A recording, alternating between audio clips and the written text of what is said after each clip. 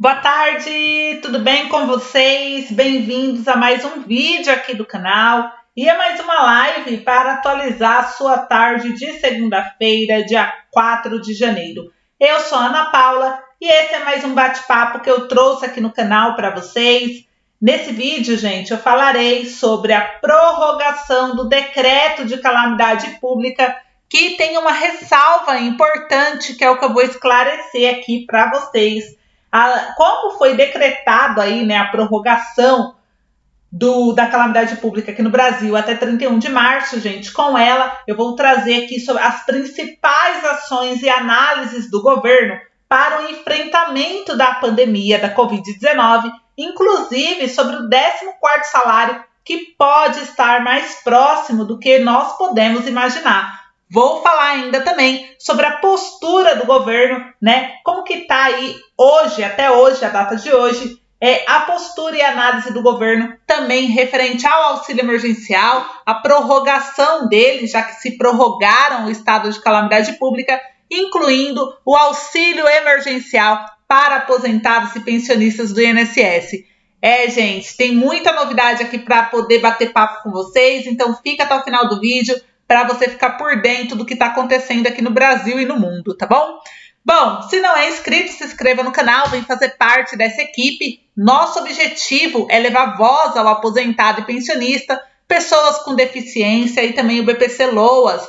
Esse canal é exclusivo para o INSS, os aposentados, servidores públicos, e você é muito bem-vindo aqui nessa luta com a gente. E também a gente te mantém atualizado diariamente aqui com um boletim diário que a gente posta todos os dias da manhã. E à tarde, geralmente, a gente traz sempre alguma live quando tem alguma novidade, alguma informação importante para passar para você, tá bom? E começando aqui com o estado de calamidade pública, eu vou esclarecer aqui para vocês, gente, do ministro Ricardo, né? Ele é do Supremo Tribunal Federal, que é o STF. O STF ele já prorrogou o estado de calamidade pública por causa da pandemia de coronavírus, né? E por que aí, o que aconteceu, qual que é o diferencial, né, nessa prorrogação? Vai ter prorrogação do auxílio também? Gente, as medidas emergenciais, elas perderiam validade na quarta-feira do dia 31 de dezembro, né? Que foi quando estava valendo a primeira lei da prorrogação do estado de calamidade. E o que aconteceu? O magistrado, ele manteve esse estado de calamidade e as medidas sanitárias decorrentes desde até que o governo federal ou a Organização Mundial de Saúde afirmem que a pandemia da Covid acabou, né? Então, o pedido do partido Rede Sustentabilidade provocou essa decisão do ministro do STF.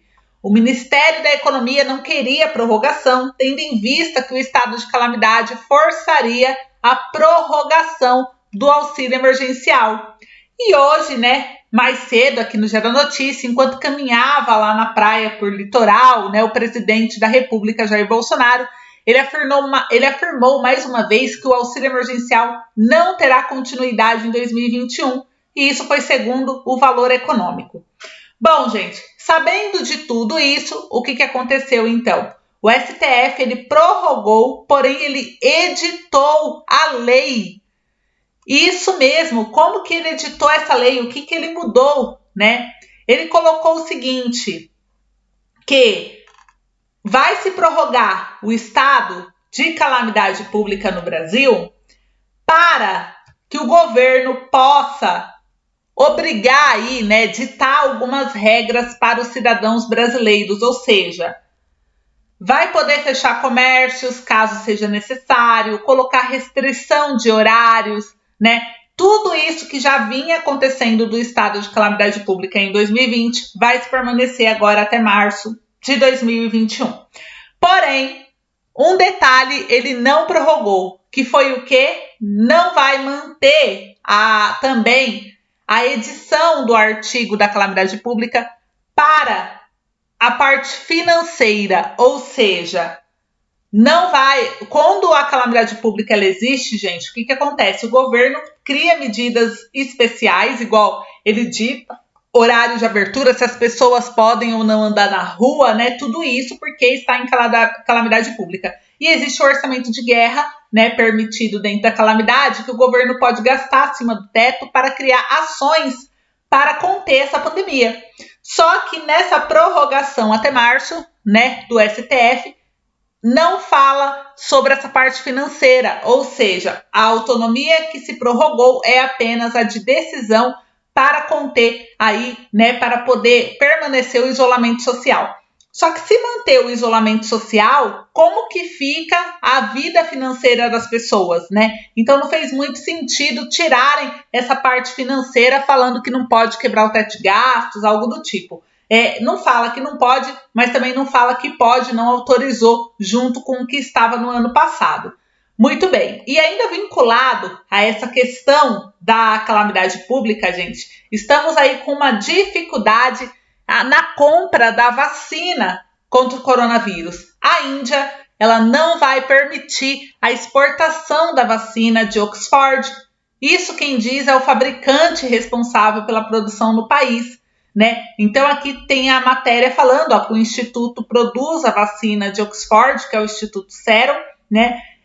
A vacina de Oxford com a AstraZeneca para países em desenvolvimento. E a Fiocruz, ela anunciou compra de doses no domingo para início da vacinação no Brasil. E aí o que acontece? O governo indiano, ele não vai permitir a exportação produzida na Índia, porque ele disse no domingo, dia 3, o chefe do Instituto Serum, que ele é o fabricante, ele vai produzir 1 bilhão de doses da vacina para países em desenvolvimento. E como ele é o mesmo fabricante da Fiocruz, né, que anunciou no domingo ter fechado o contrato para aquisição de doses da vacina, ainda não está claro como que a decisão pode afetar essas entregas desse contrato anunciado no dia 3. Então, a gente está aí com algumas dificuldades, né? Eles falaram que como tem 1 bilhão de pessoas, só podemos dar as vacinas para o governo da Índia no momento. Então, tudo isso deixou aí o Brasil preocupado nessa questão da vacinação, de conter a pandemia. E falando do 14º com tudo isso, da prorrogação, então o que acontece, gente? Esse estado de calamidade pública, como não fala da parte financeira, né, o governo, ele permanece na decisão de não se prorrogar o auxílio emergencial, mas está tendo uma pressão muito forte perante o governo, porque se vai manter o isolamento social, as pessoas precisam de um sustento e de alguma ajuda do governo para conter essa pandemia, esse momento difícil. Então o governo está meio que sem saída, né? Ele está meio contraditório nas ações que eles estão tomando de acordo com a realidade do país. Inclusive aqui o líder do Solidariedade, o deputado Zé Silva, ele participou ativamente de todas as sessões da Câmara e do Congresso, né, representando aí a bancada nas votações mais importantes de 2020, e ele colocou aqui alguns exemplos das principais ações que ele teve dentro da Câmara, né, para o ano de 2020. E o que acontece? Aqui dentro está também o 14º salário, né? Inclusive ele foi um dos que fez um ofício aí para mandar aí para o governo também, né? E aí o que acontece, gente? Ele colocou aqui essa informação. A pandemia do novo coronavírus nos trouxe dias sombrios e mudanças profundas para as quais não estávamos tão preparados, atingindo setores essenciais. Portanto, nosso mandato atuou na defesa de medidas e benefícios que ajudassem a minimizar os efeitos negativos desse período. Na Câmara, em todo o mundo, tivemos que nos reinventar. Nossa bancada ajudou a aprovar mais de 100 proposições pela primeira vez de forma remota, mas tivemos muitas conquistas, como a aprovação da telemedicina, ajuda aos municípios e auxílio emergencial para quem mais precisa. No ano que chega, vamos unir toda a nossa força de trabalho para mudar o cenário trágico deixado pelo ano de 2020.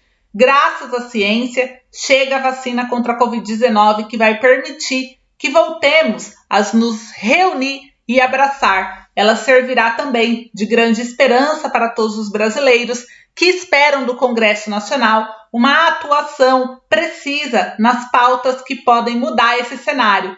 Queremos continuar cumprindo nosso papel no parlamento, aprovar leis e reformas necessárias para a retomada da economia e a geração de emprego.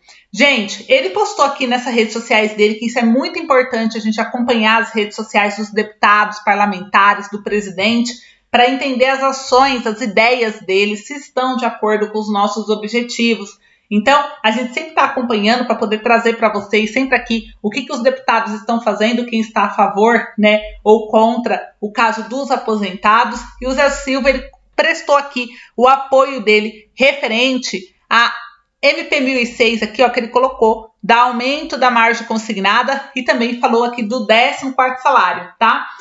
Uma outra notícia ainda, para a gente encerrar aqui o nosso bate-papo referente ao 14º salário, gente, é que ele está dependendo de pauta ou de uma assinatura do presidente. Enquanto a Câmara está em recesso, como se estendeu esse estado de calamidade pública é tão importante para as decisões do governo, que como ele se estendeu, o governo pode a qualquer momento acionar, convocar aí os parlamentares para poder fazer uma pauta de urgência, tá bom? Uma sessão na Câmara de urgência para poder votar alguma questão para conter a pandemia. Isso pode acontecer a qualquer momento, tá? Agora, o que nós estamos aguardando é o seguinte, tem um projeto de lei para pagar o auxílio emergencial também no valor de R$600 para aposentados, pensionistas e BPC-Loas, né, que foi até do canal do João Financeira que ele colocou essa ideia.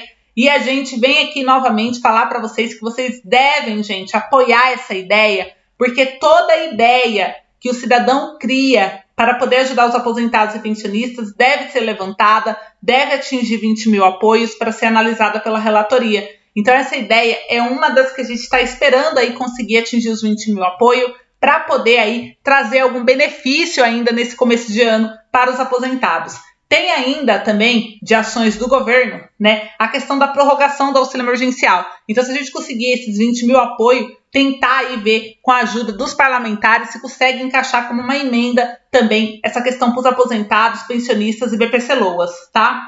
Uma outra questão, o 14º salário. A luta continua porque está válido a MP 1006, que ainda precisa ser pautada até março desse ano. Se ela não for pautada e votada até março, ela vai caducar e nós não podemos permitir isso. Se ela está dentro do prazo e depende apenas de ser pautada, é o nosso momento de cobrar. Inclusive, vai ter aí troca de presidente no Senado e na Câmara e a gente precisa unir forças para poder apoiar aí esse novo presidente que vai entrar para que ele nos ajude a pautar essa medida provisória. Então a gente tem que ir nas redes sociais, prestar aí a nossa opinião, né? Causar mesmo, gente, para ver se a gente consegue alguma coisa, porque o estado de calamidade pública está decretado, estamos vivendo a segunda onda do Covid e agora nós precisamos aí causar no governo um efeito que ele possa ajudar essa classe de aposentados e pensionistas, tá bom?